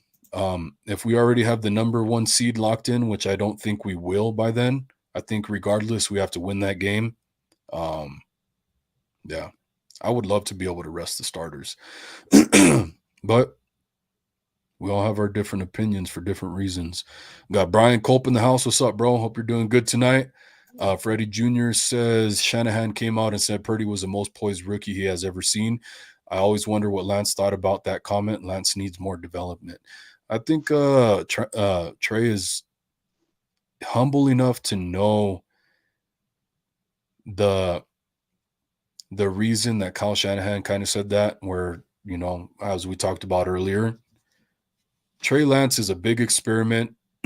Even before he was drafted, that was the reason he fell to that third spot, was because everybody was like, this guy has a really high ceiling, but he's going to be an experiment, a work in progress, where Brock Purdy's already almost a finished product. You got any thoughts on that, David?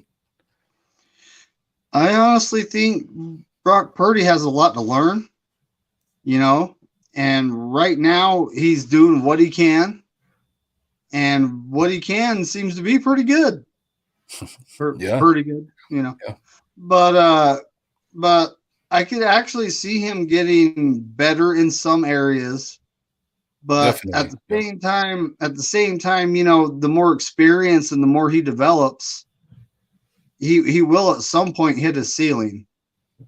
And you know, now we have the I'm going to leave this up for the offseason, folks, but the QB controversy that we're going to have coming up if he takes us all the way and wins a Super Bowl.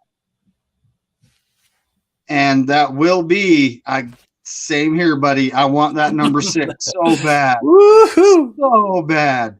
We should have had at least all these fan bases that are like, oh, you guys haven't won since 94. It's like, yeah, what'd you say? We got six. You know how heavy it is holding up these 6 trophies? That's what I'm gonna be telling people. You know, we could have had at least 7 or 8 by now. We've been back in position to win a Super Bowl like what 3 or 4 times this past decade alone. yes. In the last 10, 11 years, we've been in a position at least 4 times. So we could have right now I'm gonna say this year could be 5. We could have been on our 8th And Super Bowl ring right now. oh, that would be so nice. But just winning one, because there's a certain fan base from inside our division that has just been talking smack, Yep. even though we always beat them. They You know who talk you are. Rams, but and I would love to be up in his chat going defending Super Bowl champs. Ramilia, I'm coming for you if we win, buddy. But defending, we're defending, and he actually uses a term that's not correct. He calls himself the reigning. So what I was taught by an old guy about sports when I was young is a reigning champ is when you have won it multiple years in a row. Multiple, yep. And Back to Rudy's back. like, we're the reigning Super Bowl. It's like, no, you won it 1 year. 1 year. And you've literally traded every first round draft pick that you've had since the year 2017 to get it. Yep. Slow And down then there. some. And then some. They've actually traded away more than that. But this next year, guess what? This next draft, their first round pick is the Lions. They're going to be a scary team in 2-3 years. Matthew Stafford. Did you know about his neck injury? I heard something about it because of that. Their quarterback that stepped in. Well, and then Baker Mayfield before Baker Mayfield showed up. Yeah. Yeah. Yeah. But they actually had both their quarterbacks step in because neither of them could play. But so his wife actually went on Twitter, and I don't know if she deleted it or not, Kelly. And she said that he was hurt against us, like blaming us. The only thing I got to say is, number one, your husband is a football player. It is a violent sport. Guys get hurt in every game. It doesn't matter who you're playing against. Mm-hmm. The man signed the contract to play football. That's why he gets paid the way he gets paid. Exactly. He's one of the most protected players in the league. You can't blame a team. It's just the game. It's how it is. It's not. I mean, like, I don't even really care. I'm sure the Niners don't either. They're probably like, good shit. Put it on us. I think she said, and she was circling a play by Drake Jackson. I guess it was a QB hit by Drake Jackson. Yeah. Yeah, buddy. Go Drake. Yeah. We got to see more of him in these next couple games too. I'm seeing his snap counts go up, and I think that's a good thing because I mean he's a great player. Well, not great right now. He's a good player that could develop into great. And I believe he was tied with the league in batted passes. I don't know if that's where he's at right now, but he is with the league leaders in batted down passes. Well, he was in second place, or he was tied for most sacks by a rookie defensive end as well. And he had almost no snaps. Dude, that's exactly it. The snaps he played, and he's among the league leaders in batted down passes. Yeah, get the kid in there. Get him in there. Let's see what he's got. Let him play some snaps. I mean, but then you're also taking snaps away from Jordan Willis. Had a lot of pressures last game. And then you have Charles Omenihu, also had a lot of pressures last game. But when it comes to pass rushing, if we know they're passing, we always put one of these edges in and we take the big guy out. Yeah. We'll leave Armstead in there, but the guy next to him, Kinlaw, McGill, Spencer, I think there's I don't know the new guy's name. Yeah, but it's something like that. That's as close as it's getting. So all those guys get yanked out, and we put one of those other edges in their place. We've been doing that since last year. I like those guys, man. I like them a lot. And they're big bodies for stopping the running game and stuff like that. But when we get into the playoffs, get into the Super Bowl, we're going to be facing a lot of mobile quarterbacks, man. And I really love Drake Jackson on the edge, man, as an edge rusher. Big, wide wingspan to bat down passes, has that quickness to catch up to quarterbacks from behind. So I feel more comfortable with him getting more reps in these next two games and having a big impact in the playoffs. So like as much as I like those other guys, and they're more big bodied, Drake Jackson, I think it's time to get him ready for the playoffs, because I think he's going to be a difference maker, opposite of Bosa. But He really will be. yeah, I'm hoping we can bring back a Minahu, yeah. but we'll see what happens there. That's a good thing about getting these two young quarterbacks that have really great potential, is we should be able to sign most of everybody back that is going to be up for contract or free agency. But I got to close out the show in a little bit before we hit the 2 hour mark, guys. Did you have any thoughts real quick? Because it looked like you were going to say something. Well, I mean, two QBs on rookie deals. Mm-hmm. It's like the next 3-4 years is our Super Bowl window. It was a blessing, man. And I mean, if we could win multiple Super Bowls in that time, yeah, buddy, Yeah, we better do it. Yeah. And even if we win one Super Bowl, it's like, who's the kings of the NFC West? Oh, that's right. Let me hold up all these Lombardis and show you. It's a little heavy. Yeah. But let's do the lightning round real quick, if that's cool. We got Freddie Jr. says, I believe Ayuk route running is underrated. I believe he is one of the best in the league. I completely agree with that. That was one of my points that I was going to talk about. We didn't get to it, but Ayuk, one of the things that I feel can get better is, since Brock Purdy stepped in, is that I think Brandon Ayuk is getting underutilized, whereas when Jimmy Garoppolo was in, Brandon Ayuk was a star wide receiver on the team. So I think they still need to scale that up a bit. So we'll see how these next couple weeks go. But Brandon Ayuk is being underutilized. You have any thoughts on that real quick? I think If not, it's cool. when it comes down to it, Brendan Ayuk, when Jimmy G was in there and he was going through his reads, I truly think he was underutilized. This last game, he had 5 catches for 80-something yards. That's a pretty good game. He is our leading receiver. So, I mean, he is always underutilized, in my opinion.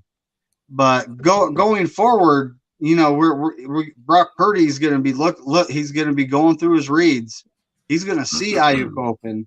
I expect him to have a couple monster games. Yeah, at some point. Yep. I hope he's saving it for the playoffs, though. Yeah, I mean, that's not the worst thing in the world, but yeah. Pernamore says, if they do make a movie, I say Ellen DeGeneres plays as Pete Carroll.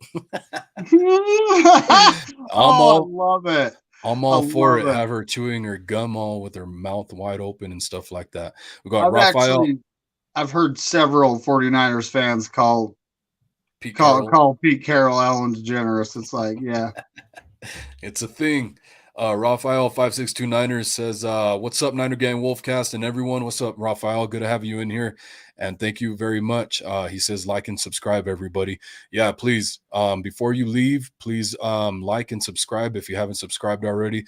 Everybody who's been here, I really appreciate you. Everybody that's going to be here, I really appreciate you. Everybody that subscribes, all that stuff, I appreciate it. And KD23 says, would you rather have CMC and Mitchell or CMC and Debo for the playoffs? I think CMC and Debo, because Debo is the guy, if with the offense firing on all cylinders, how it is right now, and we can still get Brandon Ayuk more involved, and Debo comes back, and you have a guy like that for Brock Purdy that can take a slant to the house for 80 yards. Oh, man.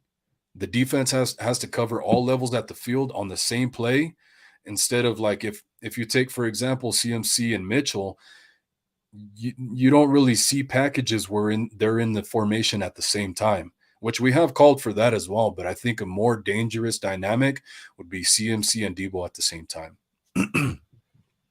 But I'm pretty sure we're gonna have them all back, so that's a great thing. Well, we have one more guy that can return from IR. Yeah, So, and it's good. at this point, it's like Trey Lance or Mitchell. I'd say Trey Lance, but I'm pretty sure they're going with Mitchell. Yep, because they brought back Kinlaw, and he only played like I think 13 to 16 snaps is what I saw this last game. Mhm.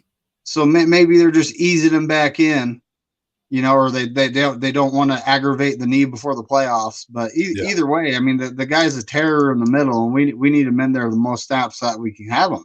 yeah. Especially you guys took him off of IR instead of saving that spot. So I sure hope he does. I sure hope it doesn't fail. It better work out. Better Yep. damn work out. Freddie Jr. says if Purdy wins the Super Bowl and wins the MVP, there should be no quarterback controversy in my book.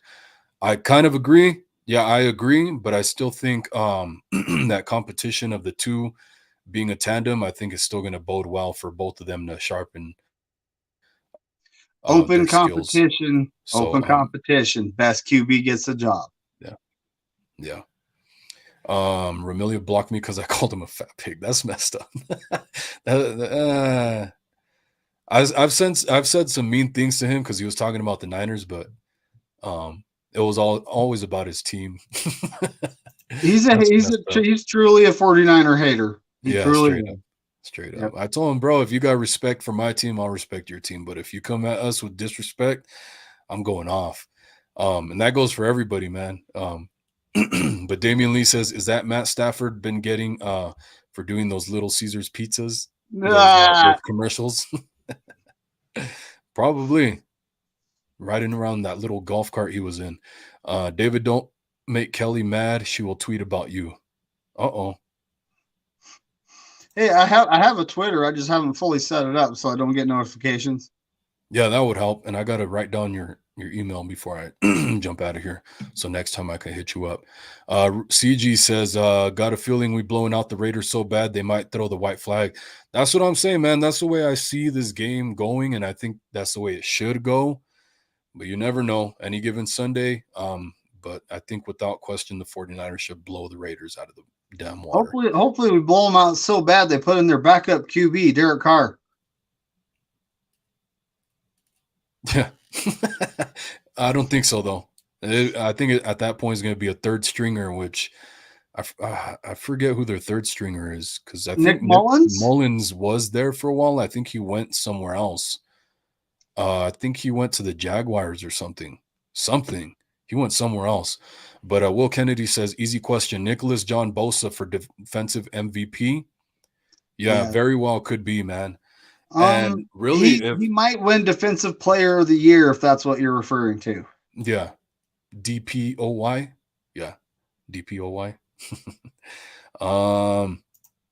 There's a good chance we play Green Bay in the playoffs or the Giants. I think that's who we play. As of right now, if we were to go into the playoffs right now, yeah, we'd be playing the Giants. Yeah, I feel good about both of those teams. Aaron Rodgers can pull some magic out of his ass sometimes, but I feel pretty confident about this time around. Jay Realistic says, Nick Mullins is a Minnesota Viking right now. See, I wanted to say that, but I was going to say Vikings, but I was like, no, I think that would have been a stupid comment. I think I would have been wrong on that one, but I felt like it was the Vikings. Jay Realistic says, great show, Wolf. See you on the next one. Hey, appreciate you, bro. Take care, man. He says, Niner Empire. These lambs are delusional. They are discredit 49ers Super Bowl win by saying it doesn't count. SMH, I slapped some sense out of them. Yeah. They're something else, man. They're so delusional.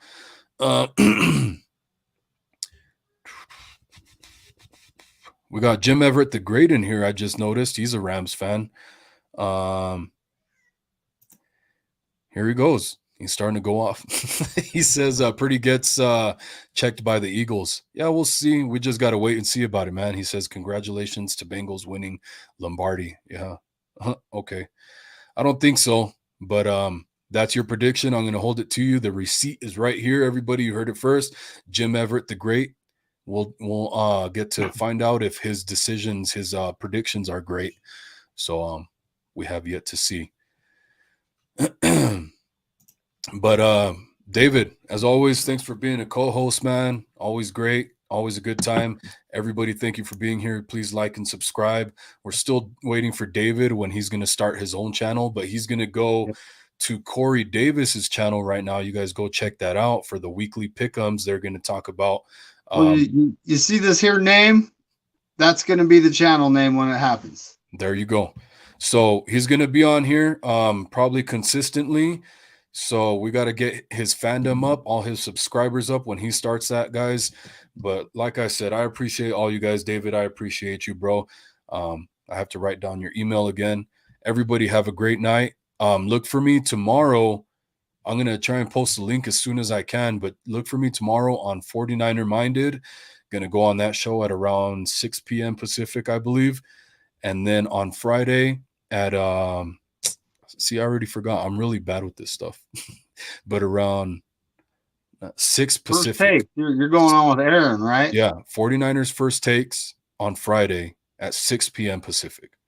So you guys keep He's kind of been talking about having like a fan appreciation show and getting me on, but we'll see what happens. Yeah. all right on. That'd be cool, man. I'm telling you, just keep networking the way you're doing, bro, and you're gonna have that success on the YouTube channel. And everybody loves having you on, man. It seems like everybody asks you to be on their show. So, all right, bro. Thanks, man. Everybody, take care. Have a great night, and thank you again. Signing off. Go Go Niner gang. 49ers.